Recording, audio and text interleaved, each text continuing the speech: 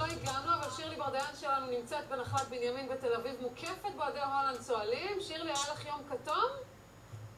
שלום, שלום לכם, אנחנו נמצאים בפאב בפרדיסו, נמצאים איתנו ככה המון הולנדים והולנדיות. לא ידעתי שיש כל כך הרבה הולנדים בישראל, הם תכף יעשו לנו קצת רעש ותראו ממה נהנינו, כי שירלי...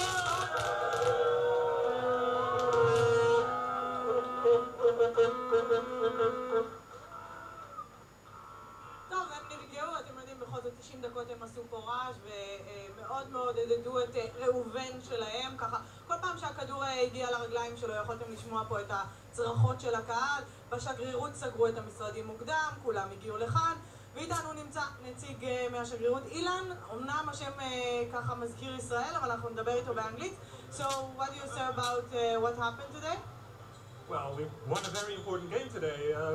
We beat Slovakia, and Slovakia beat the reigning world champion. So I think this was a big step forward. We didn't know that we have so many Dutch fans in Israel. We hide them well, but once there's a game on, we come out. So now let's talk about the next match. Who is it going to be? Chile or Brazil? We have to see tonight, I guess. I'm hoping Chile because we have a bad record against Brazil, but we'll see. We're prepared for anyone. You are ready to the next match?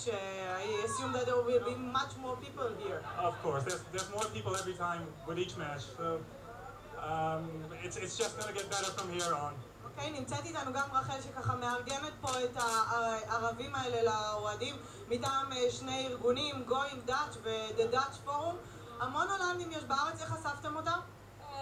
אנחנו כבר הרבה זמן, אנחנו בקשר עם כל הקהילה, אנחנו ביחד עם ה-Dutch Forum ו-Going Dutch, אנחנו מארגנים את כל החבר'ה דרך הפייסבוק, דרך כל הדרכים האפשריים. אנחנו קוראים לכולם להגיע לפרדיסו בר בחסות היינקן, ויאללה, חבר'ה, תבואו למשחק הבא, אנחנו ננצח. תודה רבה.